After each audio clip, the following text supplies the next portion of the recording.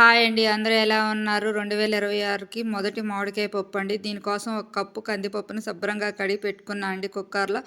ఒక 2 టమాటాలు, ఒక ఉల్లిపాయ, 4 పచ్చిమిర్చి, ఆ మామిడికాయని కట్ చేసి పెట్టుకున్నాను. ఇవన్నీ యాడ్ చేసి కొంచెం పసుపు కూడా యాడ్ చేశానండి. చేసి వాటర్ పట్టేసి ప్రెషర్ కుక్కర్ పెట్టానండి. 7, 8 విజిల్స్ వచ్చిన తర్వాత స్మాష్ చేసుకొని దానికి సరిపడా కారము, ఉప్పు యాడ్ చేశానండి. యాడ్ చేసి మొత్తం బాగా కలుపుకున్నానండి. కలుపుకున్న తర్వాత పోపుకి రెడీ చేసుకుంటున్నాను. పోపులో నూనెతో పాటు కొంచెం నెయ్యి కూడా యాడ్ చేస్తే చాలా బావుంటదండి. ఒక కళాయిలో నూనెతో పాటు కొంచెం నెయ్యి కూడా యాడ్ చేశాను. ఆవాలు, జీలకర్ర, ఎండుమిర్చి యాడ్ చేసి కొంచెం కొత్తిమీర కూడా యాడ్ చేశానండి.